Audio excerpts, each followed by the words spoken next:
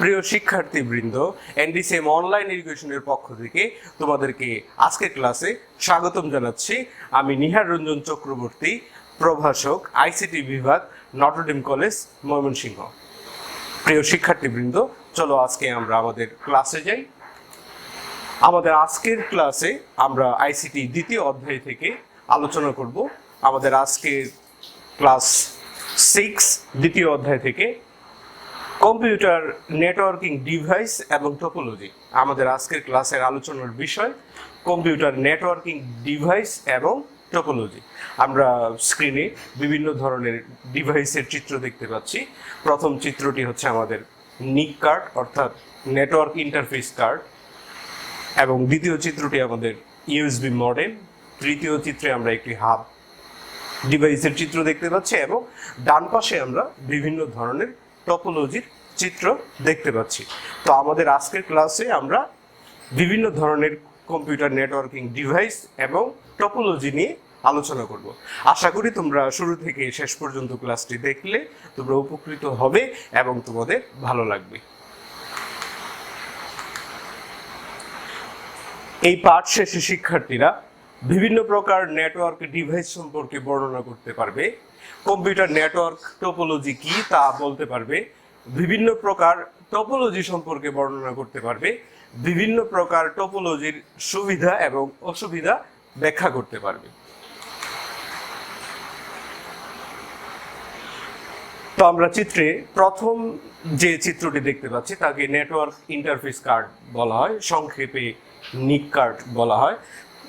Network interface কার্ডের মাধ্যমে আমরা নেটওয়ার্ক ইন্টারফেস কার্ড বিভিন্ন কম্পিউটারে বা ল্যাপটপে এখন বিল্ট ইন অবস্থায় দেওয়া থাকে, অর্থাৎ মাদারবোর্ডের সাথে এই ডিভাইসটি বিল্ট ইন অবস্থায় থাকে। কিন্তু একটা সময় ছিল যখন এটা আলাদা করে এক্সপানশন স্লট থাকতো, যেখানে কি করা হতো এই নেটওয়ার্ক ইন্টারফেস কার্ড আলাদা করে লাগানো থাকতো। কিন্তু বর্তমানে এই নেটওয়ার্ক ইন্টারফেস কার্ড আমাদের সিপিইউ বা ল্যাপটপের মাদারবোর্ডে এই যন্ত্রটি বিল্ট ইন অবস্থায় দেওয়া থাকে, এবং এই যন্ত্রের মাধ্যমে আমরা ইন্টারনেটের সাথে কানেক্ট হতে পারি। নেটওয়ার্ক ইন্টারফেস কার্ডে একটি অ্যাড্রেস থাকে 48 বিটের, যেটাকে বলা হয় Mac address, machine access code. আমরা দ্বিতীয় চিত্রগুলোতে মডেমের চিত্র দেখতে পাচ্ছি। তো আমরা আসলে নেটওয়ার্ক ইন্টারফেস কার্ড এবং মডেম কি করে আমরা জানবো, নেটওয়ার্ক ইন্টারফেস কার্ড কেন ব্যবহার করা এই ডিভাইসটি, এটা আমরা জানলাম যে অবশ্যই ইন্টারনেটের সাথে কানেক্ট হতে গেলে আমাদের অবশ্যই নিক কার্ড লাগবে, অর্থাৎ নেটওয়ার্ক ইন্টারফেস কার্ড। তো এই যন্ত্রটি আমাদের ল্যাপটপ এবং সিপিইউ এর মাদারবোর্ডে বর্তমানে বিল্ট ইন অবস্থায় দেওয়া থাকে। আমরা এটা এক্সটার্নাল মডেমের চিত্র দেখতে পাচ্ছি। এই দুটি হচ্ছে এক্সটার্নাল মডেম। আসলে মডেম কিভাবে কাজ করে আমরা এটি দেখবো আসলে। তো এখানে দুই ধরনের মডেমের চিত্র আমরা দেখতে পাচ্ছি। প্রথম চিত্রটি হচ্ছে ইন্টারনাল মডেম, যে মডেম নিয়ে আমরা আলোচনা করেছি ইতিমধ্যে, সেটি হচ্ছে নিক কার্ড, নেটওয়ার্ক ইন্টারফেস কার্ড। এবং এক্সটার্নাল মডেমের চিত্র আমরা দেখতে পাচ্ছি। তো এই তিনটি হচ্ছে এক্সটার্নাল মডেম, যেগুলো আমরা আলাদাভাবে আমাদের ল্যাপটপের সাথে বা সিপিইউ এর সাথে কানেক্ট করতে পারি। তো আমরা মডেমের কাজ এবং ব্যবহার দেখব। আসলে মডেম শব্দটি আসলে মডুলেশন এবং ডিমডুলেশন এই দুটি শব্দের সমন্বিত রূপ হচ্ছে মডেম। মডেম শব্দটির সাথে আমরা খুব পরিচিত। আসলে এখানে বলা হচ্ছে যে সিগন্যালকে মডুলেশন এবং ডিমডুলেশন করাই হচ্ছে মডেমের কাজ।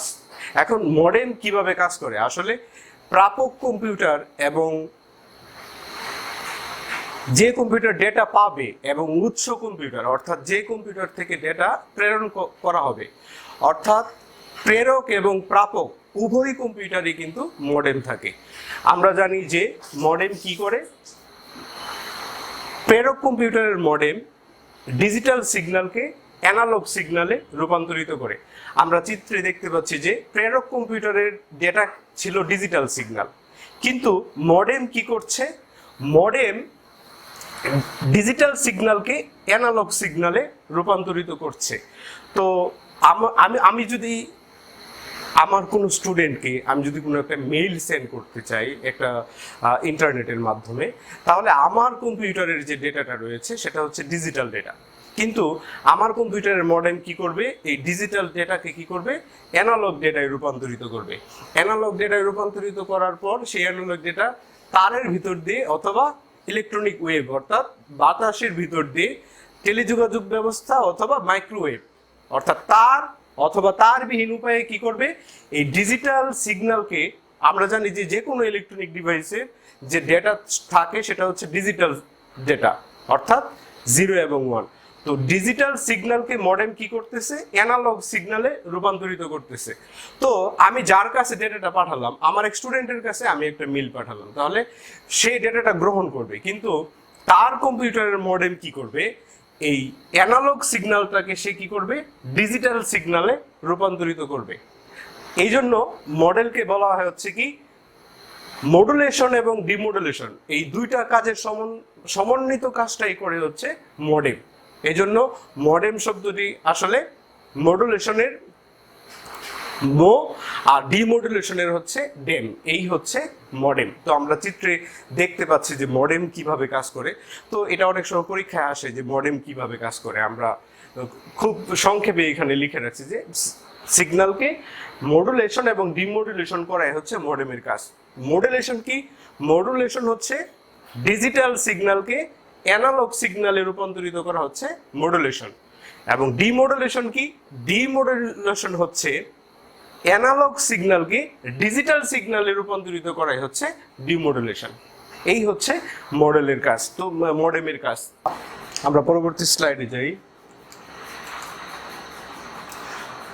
আমরা হাব নিয়ে কথা বলবো। আমরা চিত্রে দুটি হাব ইলেকট্রনিক ডিভাইসের চিত্র দেখতে পাচ্ছি। তো হাব হচ্ছে কতগুলো কম্পিউটারকে সে সংযুক্ত করতে পারে, অর্থাৎ অনেকগুলো কম্পিউটারকে সংযুক্ত করা যায় যে ডিভাইস দ্বারা, বা কতগুলো ইলেকট্রনিক ডিভাইসকে সংযুক্ত করা যায় যে ডিভাইস দ্বারা, তাকে হাব বলা হয়। আমরা এখানে দুটি হাবের চিত্র দেখতে পাচ্ছি। তো হাব কিভাবে কাজ করে আমরা এটা দেখব। হাব হচ্ছে আসলে হাবের সাথে যতগুলো ডিভাইস যুক্ত থাকবে অর্থাৎ সবগুলো ডিভাইসই সে কি করবে, ডেটা সেন্ড করবে। অর্থাৎ হাব কি করবে, ব্রডকাস্ট করবে ডেটা। অর্থাৎ হাবের সাথে যতগুলো কম্পিউটার যুক্ত থাকবে, আমরা চিত্রে দেখতে পাচ্ছি যে হাব ডিভাইসটির সাথে যতগুলো কম্পিউটার সংযুক্ত রয়েছে সবগুলো কম্পিউটারই সে কি করতেছে, ডেটা সেন্ড করতেছে। এই জন্য অনেক সময় হাবকে বলা হয় যে কি, সে নির্দিষ্ট কম্পিউটারে অর্থাৎ টার্গেট কম্পিউটারে বা টার্গেট ডিভাইসে ডেটা সেন্ড করতে পারে না, সবগুলা ডিভাইসে সে কি করতে পারে, ডেটা সেন্ড করতে পারে। এই জন্য কি হয়, হাবে আসলে ডেটা সংঘর্ষ হয়, ট্রাফিক হয়। তো আমরা হাবের সুবিধা দেখি। তো হাবের সুবিধা হচ্ছে যে হাবের দাম কম তুলনামূলকভাবে এবং বিভিন্ন মিডিয়ামকে সংযুক্ত করতে পারে। সে বিভিন্ন ধরনের মিডিয়ামকে সে কি করতে পারে, সংযুক্ত করতে পারে। তো হাবের অসুবিধা আমরা দেখব। হাব কি করে, নেটওয়ার্ক ট্রাফিক বৃদ্ধি পায় হাবে, কারণ আমরা হাবের চিত্রে দেখতে পেয়েছিলাম যে কি করে সে তার সাথে যুক্ত সবগুলো কম্পিউটারই সে কি করে, ডেটা সেন্ড করে। অর্থাৎ সে কি করে, তার কাছে কোনো ডেটা পাঠানো হলে কোনো সার্ভার থেকে বা কোনো কম্পিউটার থেকে তার সাথে সংযুক্ত সকল ডিভাইসে সে কি করে, ডেটা সেন্ড করে। এই জন্য নেটওয়ার্ক ট্রাফিক বৃদ্ধি পায়, ডেটা আদান প্রদানে বাধার সম্ভাবনা থাকে এবং ডেটা ফিল্টারিং করা সম্ভব হয় না। ডেটা ফিল্টারিং মানে হচ্ছে আমরা যেমন এই যে ওয়াটার ফিল্টারিং মেশিন ব্যবহার করি, যে পানি পরিশ্রুতকরণ, বিশুদ্ধকরণ, এরকম হাব কি করতে পারে না, ডেটা ফিল্টার করতে পারে না। অর্থাৎ যদি ডেটাতে এক্সট্রা নয়েজ থাকে বা ডেটা এমপ্লিফাইং করা, বর্ধিত করা বা উন্নত করা, এইটা হাব করতে পারে না। আমরা সুইচ নিয়ে কথা বলবো। তো সুইচ হচ্ছে এমন এক ধরনের ইলেকট্রনিক ডিভাইস যে কি করে, মানে সুইচের কাজ হাবের কাজের মতোই, তবে সুইচকে ইন্টেলিজেন্ট ডিভাইস বলা হয়, কারণ সুইচ টার্গেট কম্পিউটারে ডেটা সেন্ড করতে পারে। অর্থাৎ সুইচের সাথে সংযুক্ত সকল কম্পিউটারে সে ডেটা পাঠাবে না, তার টার্গেট যে কম্পিউটার সেই কম্পিউটারে কিন্তু সে ডেটা সেন্ড করতে পারবে। অর্থাৎ আমরা এখানে দেখতে পাচ্ছি যে সার্ভার থেকে কোনো ডেটা পাঠানো হলে সে যে কম্পিউটারকে তার টার্গেট সেই কম্পিউটারে কিন্তু সে ডেটা পাঠাচ্ছে। অর্থাৎ সবগুলো কম্পিউটারে কিন্তু ডেটা পাঠানো হচ্ছে না বা চলে যাচ্ছে না। এজন্য সুইচে কি হয়, সুইচকে বলা হয় ইন্টেলিজেন্ট ডিভাইস। সুইচ কি করতে পারে, তার টার্গেট কম্পিউটারে অর্থাৎ যতগুলো কম্পিউটার যুক্ত আছে, যেমন আমার যদি 4 নাম্বার কম্পিউটারে ডেটা আমি সেন্ড করব, তাহলে 4 নাম্বার কম্পিউটারে সে ডেটা সেন্ড করবে। এবং সুইচের আরেকটা বিশেষ ধর্ম হচ্ছে সুইচ কি করতে পারে, ডেটা অ্যামপ্লিফাই করতে পারে, বর্ধিত করতে পারে ডেটা। তো আমরা সুইচের সুবিধায় আমরা এখানে দেখতে পাচ্ছি যে ডেটা আদান প্রদানের ক্ষেত্রে বাধার সম্ভাবনা কমায়, কারণ সে যেহেতু সকল নোড মানে হচ্ছে যেখানে যে পোর্টে কম্পিউটার বা স্ক্যানার বা প্রিন্টার এই ধরনের ইলেকট্রনিক ডিভাইসগুলো যেখানে সংযুক্ত হয়, ওই সংযুক্ত স্থানকে বলা হয় নোড। তাহলে বলতেছি যে সুইচে কি হয় না, ডেটার ট্রাফিক কম হয়, অর্থাৎ সংঘর্ষ কম হয়, কারণ আমার যে কাঙ্ক্ষিত যে প্রেরক যে কম্পিউটার, যে প্রাপক যে কম্পিউটার, অর্থাৎ আমি সেন্ডার, আমি কম্পিউটার নাম্বার 1, আমি 5 নাম্বার কম্পিউটারে ডেটা সেন্ড করবো, তাহলে সুইচের মাধ্যমে আমি কি করতে পারবো, সেই 5 নাম্বার কম্পিউটারকে আমি চিনায় দিতে পারবো। তো এইভাবে হচ্ছে যে সুইচের সুবিধা হচ্ছে ডেটা আদান প্রদানের ক্ষেত্রে বাধার সম্ভাবনা কমায়, আর ভার্চুয়াল ল্যান ব্যবহার করে ব্রডকাস্ট নিয়ন্ত্রণ করা যায়। অর্থাৎ ল্যান আমরা জানি লোকাল এরিয়া নেটওয়ার্কে কি করা যায়, এই সুইচ ব্যবহার করে ব্রডকাস্ট নিয়ন্ত্রণ করা যায়। অর্থাৎ ডেটা কে পাবে কে পাবে না এটা সুইচের মাধ্যমে ঠিক করা যায়। তো সুইচের অসুবিধা আছে আসলে, হাবের তুলনায় মূল্য কিছুটা বেশি, ডেটা ফিল্টারিং সম্ভব নয়। আমরা এর আগেও বলেছি যে হাব যেরকম ফিল্টারিং সম্ভব নয়, সুইচের মাধ্যমেও ডেটা ফিল্টারিং সম্ভব নয়, এবং কনফিগারেশন তুলনামূলক জটিল। হাবের চাইতে এটার কনফিগারেশন করা তুলনামূলক জটিল। আমরা একটি চিত্র দেখতে পাচ্ছি রাউটার। তো রাউটার আমরা কম বেশি সবাই পরিচিত, আমরা যারা বাসায় ওয়াইফাই ইউজ করি, আমরা আমাদের রাউটার এই মেশিনটি, এই যন্ত্রটি আমাদের প্রয়োজন পড়ে। অর্থাৎ ইন্টারনেটের সাথে, মানে তোমার ডিভাইসকে ইন্টারনেটের সাথে কানেক্ট করতে অবশ্যই কি লাগতেছে, রাউটার লাগতেছে। রাউটার কি করতেছে, তোমার ইন্টারনেটের কানেকশনকে বা নেটওয়ার্কে তোমার বাসায় বা অফিসে সে ছড়িয়ে দিচ্ছে। তো রাউটার খুব গুরুত্বপূর্ণ একটি ডিভাইস। আমরা রাউটার সম্পর্কে জানবো যে রাউটার কি করে ডেটা ট্রান্সমিশনের ক্ষেত্রে বাধার সম্ভাবনা কমায়। অর্থাৎ রাউটার কি হয়, যে ডেটা ট্রান্সমিশনের ক্ষেত্রে বাধার সম্ভাবনা কমায়। সে ডেটা যখন ট্রান্সমিশন করে বাধা হওয়ার সম্ভাবনা কম, এবং ডেটা ফিল্টারিং সম্ভব হয়। অর্থাৎ রাউটারে কি হয়, যে ডেটা সে ফিল্টারিং করতে পারে, এই রাউটারে এটা সম্ভব। এই জন্য রাউটারকে অনেক ইন্টেলিজেন্ট ডিভাইস বলা হয়। অর্থাৎ আমাদের বাসায় আমরা যে ল্যান স্থাপন করি বা ওয়াইফাই টেকনোলজির যে আমরা হেল্প নিই, সেখানে অবশ্যই রাউটার লাগে। আমরা জানি যে আমাদের যখন নেটওয়ার্ক ইন্টারফেস কার্ডের সাথে ইন্টারনেটের কানেকশন নেওয়া হয় কেবলের মাধ্যমে, তখন সেখানে একটা ম্যাক অ্যাড্রেস দেওয়া থাকে, এবং ম্যাক অ্যাড্রেসের সাথে আমরা যখন আমাদের বাসার কম্পিউটার বা ল্যাপটপ বা মোবাইলকে যখন আমরা নেটওয়ার্কের সাথে যুক্ত করতে চাই, তখন আমাদের কি লাগে, আইপি অ্যাড্রেস লাগে। তো আইপি অ্যাড্রেস হচ্ছে ইন্টারনেট প্রোটোকল অ্যাড্রেস। তো এই একটি অবশ্যই আমরা ইন্টারনেটের সাথে যুক্ত হতে গেলে অবশ্যই একটি আইপি অ্যাড্রেস দিতে হবে। অর্থাৎ ইন্টারনেটের সাথে যুক্ত প্রত্যেকটি কম্পিউটারের কি রয়েছে, একটি কম্পিউটার বা প্রত্যেকটি ডিভাইসের আইপি অ্যাড্রেস রয়েছে। তো আমরা যখন রাউটারের সুবিধাটা নেই, রাউটার কি করে ডেটা ট্রান্সমিশনের সম্ভাবনা কমায়, বাধার সম্ভাবনা কমায়, ডেটা ফিল্টারিং সম্ভব হয়, এবং বিভিন্ন ধরনের নেটওয়ার্ক, যেমন ইথারনেট নেটওয়ার্ক হচ্ছে ওই যে আমরা ল্যান ম্যান ওয়ান আমরা যে তারের মাধ্যমে যে নেটওয়ার্কটা স্থাপন করি, এবং ওয়াইফাই টেকনোলজি, এটাও ইথারনেট, এবং টোকেন রিং নেটওয়ার্ক রয়েছে, এটিও 1980 সালের দিকে স্থাপন করা হয়েছিল। কিন্তু ইথারনেট টেকনোলজিটাই সবচেয়ে বেশি জনপ্রিয়। অর্থাৎ রাউটার কি করতে পারে, ইথারনেট এবং টোকেন রিং এই দুই ধরনেরই ইত্যাদি অনেক ধরনের নেটওয়ার্কই সে কি করতে পারে, সংযুক্ত করতে পারে। তো আমরা এই ডিভাইসগুলো সম্পর্কে জেনে রাখবো। এই ডিভাইসগুলো থেকে ছোট প্রশ্ন বা এমসিকিউ প্রশ্ন হতে পারে। তো রাউটারের অসুবিধা আছে কিছু, যে রাউটারের দাম বেশি, রাউটার একই প্রোটোকল নেটওয়ার্ক ছাড়া সংযুক্ত হতে পারে না। অর্থাৎ একই প্রোটোকলের নেটওয়ার্ক লাগবে, ভিন্ন ভিন্ন প্রোটোকলের নেটওয়ার্ক সে সংযুক্ত করতে পারবে না। কনফিগারেশন তুলনামূলক জটিল, অর্থাৎ একটা আইপি অ্যাড্রেস ফেলতে হয়, নেটওয়ার্কিং করতে হয়। এটার ধীরগতি সম্পন্ন, সবসময় ধীরগতি সম্পন্ন, কারণ ধীরগতি সম্পন্ন না সবসময়, কারণ হচ্ছে রাউটারের গতি নির্ভর করবে যে কতটুকু এরিয়ার মধ্যে রাউটারের যে স্পিড, আমরা এটা নির্ভর করবে হচ্ছে কতটুকু এরিয়ার মাঝে আমরা রাউটার ইউজ করবো এবং কতগুলো ডিভাইস এই রাউটারের মাধ্যমে ইন্টারনেটের সাথে যুক্ত হবে, এই ব্যাপারগুলোর সাথে সংযুক্ত। আসলে আমরা নিচে একটি চিত্র দেখতে পাচ্ছি গেটওয়ে। তো গেটওয়ে চিত্র নিয়ে, গেটওয়ে ডিভাইসটি নিয়ে আমরা কথা বলবো এখন। গেটওয়ের চিত্র দেখতে পাচ্ছি আমরা। তো গেটওয়ের আমরা প্রথমে সুবিধাটা দেখবো। আসলে গেটওয়ে কি করে ভিন্ন ভিন্ন প্রোটোকলকে সে কি করতে পারে, বিভিন্ন প্রোটোকল বিশিষ্ট নেটওয়ার্কে সে সংযুক্ত করতে পারে। গেটওয়ে ভিন্ন ভিন্ন প্রোটোকলের নেটওয়ার্কে সংযুক্ত করতে পারে গেটওয়ে। এটা এমসিকিউ এর মধ্যে আসে যে ভিন্ন ভিন্ন প্রোটোকল বিশিষ্ট নেটওয়ার্কে সংযুক্ত করতে পারে নিচের কোনটি? Hub, switch, router, gateway. তো গেটওয়ে হচ্ছে এটার আনসার। তো ডেটা ট্রান্সমিশনের ক্ষেত্রে বাধার সম্ভাবনা খুব কম, এবং যারা ওই যে আইএসপি চালায়, যারা বিভিন্ন ইন্টারনেট সার্ভিস প্রোভাইডার, যারা ইন্টারনেট বিজনেস করে, তারা যারা সার্ভার মেনটেন করে, তো সেখানে অবশ্যই গেটওয়ে ব্যবহার করা হয়। বিভিন্ন প্রোটোকল বিশিষ্ট নেটওয়ার্কে কি করতে পারে? গেটওয়ে সংযুক্ত করতে পারে। আমরা এখানে একটা গেটওয়ের চিত্র দেখতে পাচ্ছি এবং এখানে বিভিন্ন হোস্ট কম্পিউটার দেখতে পাচ্ছি এবং এখানে একটি রাউটার দেখতে পাচ্ছি। হ্যাঁ, তো এখানে আমরা দেখতে পাচ্ছি যে একটি রাউটার গেটওয়ের সাথে এটি রাউটার সংযুক্ত এবং গেটওয়ে কি করতেছে? বিভিন্ন প্রোটোকলের হোস্টকে কি করতে পারতেছে? সে কানেক্ট করতে পারতেছে। এগুলো হচ্ছে private IP address. Private IP address এগুলো গেটওয়ে রাউটারের মাধ্যমে একটি পাবলিক আইপি অ্যাড্রেস, এটা হচ্ছে পাবলিক আইপি অ্যাড্রেস। তো পাবলিক আইপি অ্যাড্রেস কি করতেছে? রাউটারের মাধ্যমে গেটওয়ের সাথে কানেক্ট হচ্ছে এবং গেটওয়ে কি করতেছে?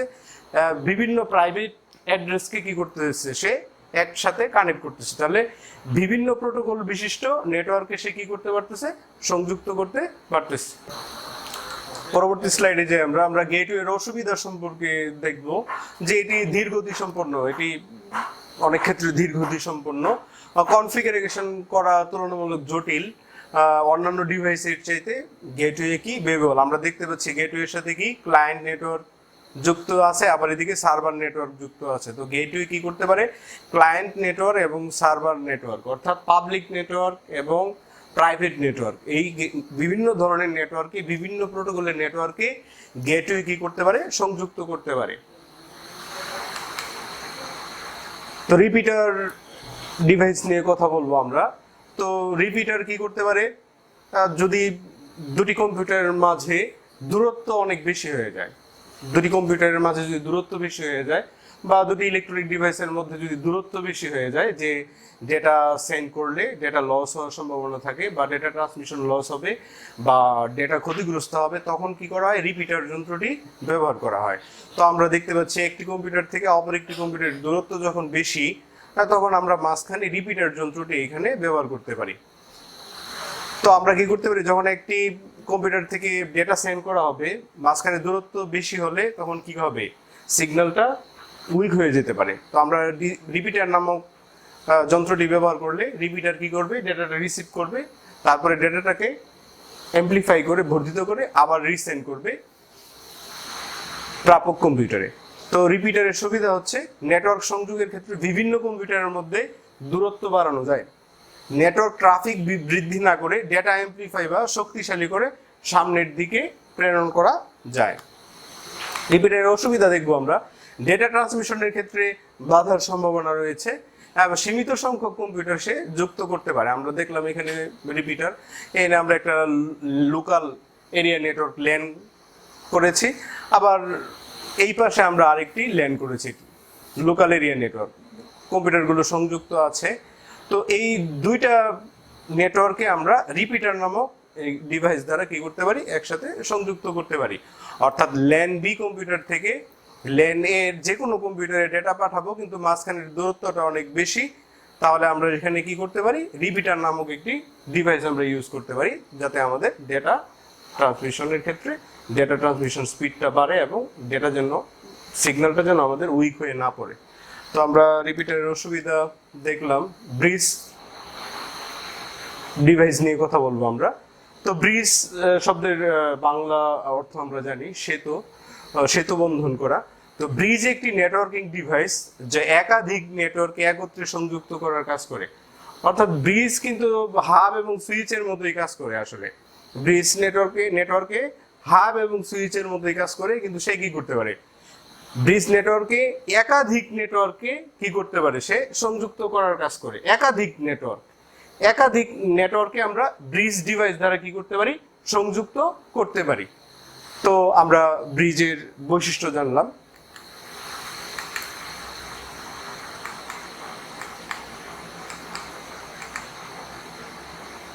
তো আমরা নেটওয়ার্ক টোপোলজি নিয়ে এখন জানবো। আমরা বিভিন্ন ধরনের নেটওয়ার্কিং ডিভাইস নিয়ে কথা বলেছি, তো আমরা নেটওয়ার্ক টোপোলজি নিয়ে কথা বলবো এখন। নেটওয়ার্ক টোপোলজি, তো নেটওয়ার্ক টোপোলজি বলতে আমরা কি বুঝি? আমরা নেটওয়ার্ক টোপোলজির একটি সংজ্ঞা এখানে দেওয়া আছে, যে কম্পিউটার নেটওয়ার্কে একটি কম্পিউটার হতে অপর কম্পিউটারের সাথে সংযোগ ব্যবস্থা এবং সংযোগ এক ধরনের টোপোলজি। অর্থাৎ একটা কম্পিউটারের সাথে অপর একটি কম্পিউটার বা একটি ডিভাইসের সাথে অপর একটি ডিভাইসের যে ব্যবস্থায় সংযুক্ত থাকে বা যে কৌশলে সংযুক্ত থাকে, এই যে সংযুক্ত থাকার যে কৌশল বা ব্যবস্থা, সেটাকেই বলা হচ্ছে টোপোলজি। তবে নেটওয়ার্কের কম্পিউটারগুলোকে তার দিয়ে সংযুক্ত করলেই হয় না, তারের ভিতর দিয়ে নির্বিঘ্নে ডেটা যাওয়া আসার জন্য যুক্তি নির্ভর সুনিয়ন্ত্রিত একটি পথের প্রয়োজন আছে। নেটওয়ার্কের কম্পিউটারগুলোকে তারের মাধ্যমে যুক্ত করার যে নকশা এবং এর পাশাপাশি সংযোগকারী তারের ভিতর দিয়ে ডেটা আসা যাওয়ার যুক্তি নির্ভর পথের যে পরিকল্পনা, এই দুয়ের সমন্বিত ধারণা হলো টোপোলজি। অর্থাৎ তার দিয়ে যুক্ত করার নকশা এবং সংযোগকারী তারের ভিতর দিয়ে ডেটা আসা যাওয়ার যে যুক্তি, অর্থাৎ নকশা এবং যুক্তি, এই দুয়ের সমন্বিত রূপ হচ্ছে নেটওয়ার্কিং টোপোলজি বা নেটওয়ার্ক টোপোলজি। আমরা যদি নেটওয়ার্ক টোপোলজি সংজ্ঞাটা সহজ করে বলি, তাহলে বলতে পারবো যে একটি কম্পিউটারের সাথে অপর একটি কম্পিউটার বা একটি ডিভাইসের সাথে অপর একটি বা দুই বা ততোধিক ডিভাইসের যে সংযোগ যে ব্যবস্থা বা সংযোগ করার যে কৌশল, এই ব্যবস্থা বা কৌশলটাই হচ্ছে নেটওয়ার্কিং টোপোলজি। তো আমরা নেটওয়ার্কিং টোপোলজির প্রকারভেদ সম্পর্কে জানবো। বিভিন্ন ধরনের নেটওয়ার্কিং টোপোলজি রয়েছে। তো কম্পিউটার নেটওয়ার্কিং এর জন্য মূলত 6 ধরনের টোপোলজি ব্যবহার করা হয়। এগুলো হচ্ছে bus topology, ring topology, star topology, tree topology, hybrid topology, mesh topology. তো আমরা আজকের ক্লাসে আমরা বাস টোপোলজি, রিং টোপোলজি এবং স্টার টোপোলজি, এই 3টি টোপোলজি নিয়ে আমরা আজকে আলোচনা করব। পরবর্তী ক্লাসে আমরা বাকি 3টি টোপোলজি নিয়ে আলোচনা করব। তো আমরা চিত্রে বিভিন্ন ধরনের টোপোলজি দেখতে পাচ্ছি। নেটওয়ার্ক টোপোলজি, প্রথম চিত্রটি হচ্ছে বাস টোপোলজি, দেখতে বাসের মতো। এই বাসের সাথে বিভিন্ন ধরনের কম্পিউটার সংযুক্ত আছে, এটা হচ্ছে বাস টোপোলজি। আমরা দ্বিতীয় চিত্রে দেখছি রিং অর্থাৎ গোলাকার একটি স্ট্রাকচার নকশা দেখতে পাচ্ছি, এটা হচ্ছে রিং টোপোলজি। স্টারের মতো দেখতে আমরা একটি নেটওয়ার্কিং দেখতে পাচ্ছি, এটা হচ্ছে স্টার টোপোলজি। আমরা মেশ, সবগুলো কম্পিউটারের সাথে যুক্ত একটা মেশ টোপোলজি। এইদিকে শাখা প্রশাখার মতো নকশা, এটা হচ্ছে ট্রি টোপোলজি। এইদিকে বিভিন্ন ধরনের টোপোলজি, এটা হচ্ছে রিং, এইদিকে হচ্ছে ট্রি। আমরা দেখতে পাচ্ছি যে রিং, ট্রি এবং মেশ। এইদিকে আমরা দেখতে পাচ্ছি যে বিভিন্ন ধরনের টোপোলজি যুক্ত আছে, এই কারণে এটা হচ্ছে হাইব্রিড টোপোলজি। তো আমরা প্রথমে বাস টোপোলজি নিয়ে কথা বলতে চাই। কম্পিউটারগুলো কিভাবে যুক্ত? 1 নম্বর প্রশ্ন। 2 নম্বর প্রশ্ন হচ্ছে, উত্তর হচ্ছে প্রধান একটি তারের সাথে। অর্থাৎ প্রধান একটি তারের সাথে এই কম্পিউটারগুলো কি আছে? যুক্ত আছে। যে কম্পিউটারগুলো কিভাবে যুক্ত? প্রধান একটি তারের সাথে। এই প্রধান তারের নাম কি? এটা হচ্ছে আমাদের দ্বিতীয় প্রশ্ন।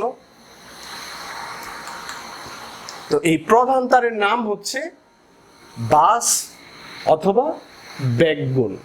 অর্থাৎ এই প্রধান তারটাকে বলা হচ্ছে বাস বা ব্যাকবোন। অর্থাৎ ব্যাকবোন মানে আমরা জানি মেরুদণ্ড। তো এই যে প্রধান তার, এই প্রধান তারটাকে বলা হচ্ছে বাস বা ব্যাকবোন।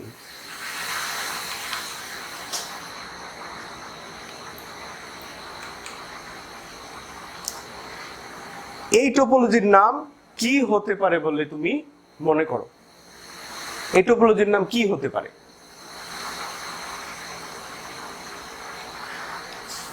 তো আমরা দেখলাম কতগুলো কম্পিউটার একটি প্রধান তারের সাথে সংযুক্ত, অর্থাৎ একটি মেইন কেবল প্রধান তারের সাথে সংযুক্ত।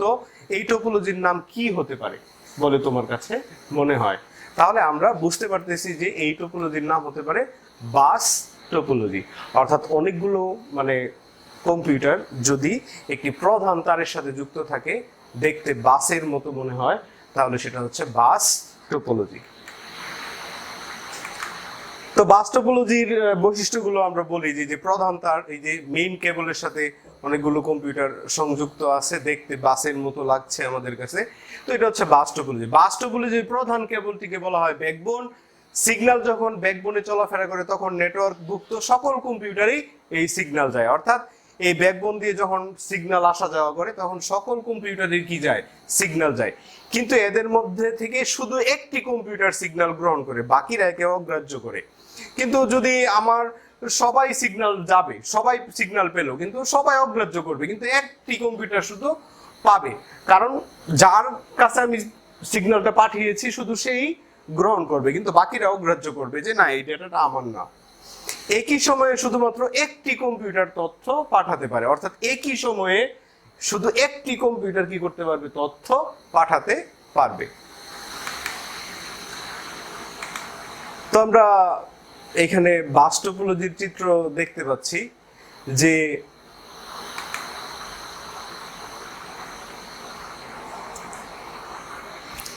নেটওয়ার্কে আমরা একটি কম্পিউটার সংযোগ দিলাম, এখন এক্ষেত্রে কি হলো? এক্ষেত্রে কি কোনো সমস্যা হচ্ছে কি? আমরা নেটওয়ার্কে, এই নেটওয়ার্কে আমরা একটি কম্পিউটার সংযোগ দিলাম, কোনো সমস্যা হচ্ছে কি?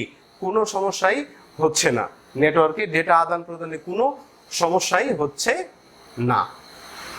আমরা বলেছি যে নেটওয়ার্কে আমরা একটি কম্পিউটার সংযোগ দিলাম, কোনো সমস্যা কি হয়েছে?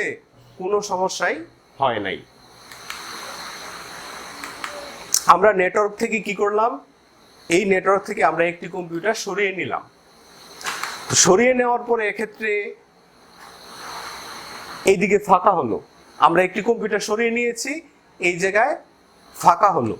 তো নেটওয়ার্ক থেকে একটি কম্পিউটার বাদ দেওয়া হয়েছে, একটি কম্পিউটারকে আমরা সরিয়ে নিলাম, বাদ দিলাম। এক্ষেত্রে কি কোনো সমস্যা হয়েছে? এই ঘটনার মধ্যে থেকে কি অন্য কোনো সমস্যা কি হয়েছে নেটওয়ার্কিং এ? না, এক্ষেত্রেও কোনো সমস্যা হয় নাই। অর্থাৎ আমরা বুঝতে পারলাম যে বাস টোপোলজিতে যদি একটি কম্পিউটার বাদ দেওয়া হয় তবু নেটওয়ার্কিং এ কোনো সমস্যা হয় না, আবার যদি নতুন কোনো কম্পিউটার সংযোগ দেওয়া হয় তবু নেটওয়ার্কিং এ কোনো সমস্যা হয় না। তাহলে সিদ্ধান্ত কি হলো? নেটওয়ার্কে কোনো কম্পিউটার যুক্ত করলে বা সরিয়ে নিলে নেটওয়ার্কে কোনো সমস্যা হয় না। নেটওয়ার্কে কোনো কম্পিউটার নষ্ট হলে পুরো নেটওয়ার্কের কোনো সমস্যা হয় না। এইটুকুলো যে ছোট আকারের নেটওয়ার্কে ব্যবহার করা খুব সহজ হয় এবং বিশ্বস্ত হয়। কম কেবল প্রয়োজন হয় বলে খরচও কম হয়। সহজেই নেটওয়ার্কের পরিধি বাড়ানো বা কমানো যায়।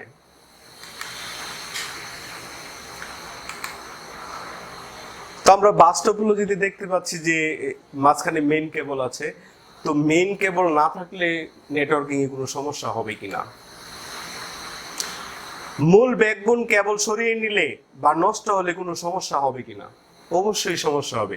মূল কেবলটাতে যদি কোনো সমস্যা হয় তাহলে টোটাল নেটওয়ার্কিংটাই নষ্ট হয়ে যাবে বাস টোপোলজিতে। তাহলে আমরা উত্তর হচ্ছে হ্যাঁ, মূল ব্যাকবোন সরিয়ে নিলে বা নষ্ট হলে আমাদের নেটওয়ার্কিং এ কি হবে? বাস টোপোলজিতে কি হবে? সমস্যা হবে। অর্থাৎ মূল কেবল পুড়ে গেলে বা নষ্ট হলে আমাদের বাস টোপোলজি টোটাল নষ্ট হয়ে যাবে নেটওয়ার্কিং।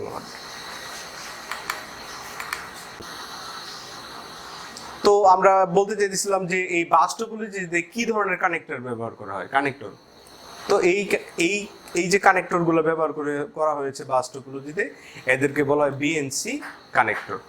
এদেরকে বিএনসি কানেক্টর বলা। আমরা পরবর্তী স্লাইডে যাই।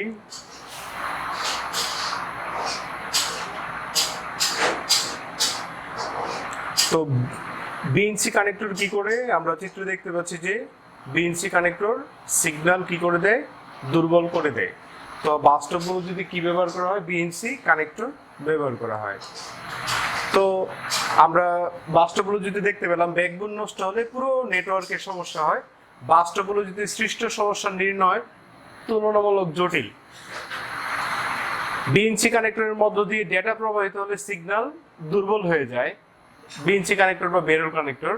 কম্পিউটার সংখ্যা বেশি হলে ট্রাফিক বেশি হয়, ফলে ডেটা ট্রান্সমিশন বিঘ্নিত হয়। অর্থাৎ কম্পিউটারের সংখ্যা বেশি হলে ডেটা ট্রাফিক বেশি হবে, তখন ডেটা ট্রান্সমিশন কি হবে? বিঘ্নিত হবে। তো আমরা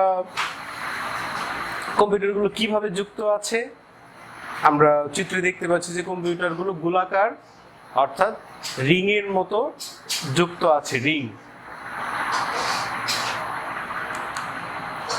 তো কম্পিউটারগুলো গোলাকারে বা রিং এর মতো যুক্ত আছে। প্রত্যেক কম্পিউটারে কয়টি করে সংযোগ? প্রত্যেক কম্পিউটার অপর একটি কম্পিউটারের সাথে এই পাশে একটি সংযোগ, এই পাশে একটি সংযোগ, অর্থাৎ প্রত্যেক কম্পিউটারে কয়টি করে সংযোগ এখানে প্রশ্ন করা হয়েছে তোমাকে। তাহলে আমরা দেখতে পাচ্ছি যে প্রত্যেক কম্পিউটার দুটি করে কম্পিউটারের সাথে সংযুক্ত। প্রত্যেক কম্পিউটার দুটি করে কম্পিউটারের সাথে সংযুক্ত। তো এই টপোলজির নাম কি হতে পারে বলে তুমি মনে করো?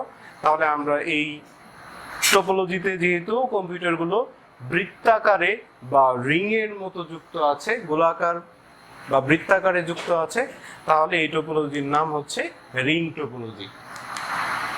তো রিং টপোলজির ডেফিনেশন বা বৈশিষ্ট্যগুলো আমরা দেখব। রিং টপোলজিতে প্রতিটি কম্পিউটার তার পার্শ্ববর্তী কম্পিউটারের সাথে সংযুক্ত থাকে। এইভাবে রিং এর সর্বশেষ কম্পিউটারটি প্রথম কম্পিউটারের সাথে যুক্ত হয়। এই ধরনের টপোলজিতে প্রতিটি ডিভাইসে একটি রিসিভার এবং একটি ট্রান্সমিটার থাকে। অর্থাৎ প্রত্যেকটা কম্পিউটারে কি থাকে? একটি রিসিভার এবং ট্রান্সমিটার থাকে। অর্থাৎ রিসিভার এবং ট্রান্সমিটারের কাজটি করে কে? মডেম করে। এক্ষেত্রে রিপিটারের দায়িত্ব হচ্ছে সিগন্যাল একটি কম্পিউটার থেকে তারপরের কম্পিউটারে পৌঁছে দেওয়া। সিগন্যাল একটি নির্দিষ্ট দিকে ট্রান্সমিশন হয়, একটি নির্দিষ্ট দিকে, অর্থাৎ ঘড়ির কাঁটার দিকে সিগন্যাল ট্রান্সমিশন হয়। একটা নির্দিষ্ট দিকে, ঘড়ির কাঁটার দিকে সিগন্যাল ট্রান্সমিশন হয়। ছবিটা লক্ষ্য করে এবং প্রশ্নগুলোর উত্তর দাও। আমরা এখানে একটি প্রশ্ন, আমরা এই ছবিটা খেয়াল করব এবং প্রশ্নগুলোর উত্তর দিব। এখানে কি কোনো সার্ভার আছে বলে মনে হয়? এখানে কোনো সার্ভার নেই। আসলে চারটি কম্পিউটার আছে এখানে, আমরা এখানে বৃত্তাকারে সংযুক্ত আছে, কিন্তু এখানে কোনো কি নেই? সার্ভার নেই। এখানে সবগুলো কম্পিউটারের অধিকার কি সমান? দুটো প্রশ্ন করা হয়েছে, এখানে কি কোনো সার্ভার আছে কিনা এবং সবগুলো কম্পিউটারের অধিকার সমান কিনা। তো আমরা আসলে উত্তরগুলো মিলিয়ে নেই। নেটওয়ার্কে, রিং টপোলজি নেটওয়ার্কে কোনো সার্ভার কম্পিউটারের প্রয়োজন হয় না। প্রতিটি কম্পিউটার ডেটা ট্রান্সমিশনের জন্য সমান অধিকার পায়। তাই ডেটা ট্রান্সমিশনের জন্য নেটওয়ার্কে কোনো কম্পিউটারই একচ্ছত্র আধিপত্য বিস্তার করতে পারে না। নেটওয়ার্কে কম্পিউটার সংখ্যা বাড়ালেও এর দক্ষতা খুব বেশি প্রভাবিত হয় না, অর্থাৎ এর দক্ষতা বাড়েও না কমেও না। তো রিং টপোলজির অসুবিধাটা আমরা একটু দেখি। আমরা যদি একটি কম্পিউটার সরিয়ে নেই টপোলজি থেকে, তাহলে কি হয়? ডেটা ট্রান্সমিশনের সিগন্যালে কি বিঘ্ন ঘটবে কিনা? একটা কম্পিউটার আমরা রিং টপোলজি থেকে অপসারণ করলাম, এক্ষেত্রে কি হবে? রিং নেটওয়ার্কে একটি কম্পিউটার অপসারণ বা অচল হলে সংযোগ বিচ্ছিন্ন হয়ে যাবে, কারণ এই কম্পিউটার থেকে ডেটা এই কম্পিউটারে আসতে পারবে না, অর্থাৎ এই কম্পিউটার থেকে সিগন্যাল এই কম্পিউটারে আসতে পারবে না, কারণ মাঝখানে সংযোগ বিচ্ছিন্ন।